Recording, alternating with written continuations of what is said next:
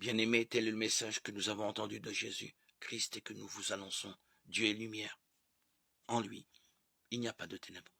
Si nous disons que nous sommes en communion avec lui, alors que nous marchons dans les ténèbres, nous sommes des menteurs. Nous ne faisons pas la vérité. Mais si nous marchons dans la lumière, comme il est lui-même dans la lumière, nous sommes en communion les uns avec les autres, et le sang de Jésus, son Fils, nous purifie de tout péché.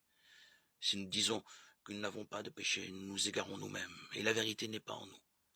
Si nous reconnaissons nos péchés, lui qui est fidèle et juste va jusqu'à pardonner nos péchés et nous purifier de toute injustice. Si nous disons que nous sommes sans péché, nous faisons de lui un menteur et sa parole n'est pas en nous.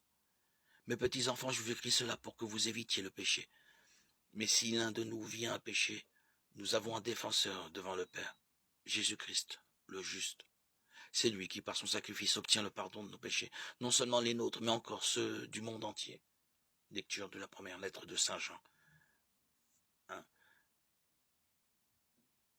5, 2, 2.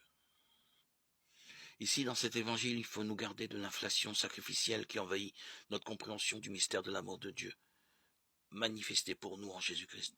Il n'est nullement fait mention ici d'un sacrifice, mais de l'hystérion, qui désigne en grec le couvercle ou le dessus de l'arche ou de l'autel où Dieu vient rencontrer son peuple lors de la fête de Kippour.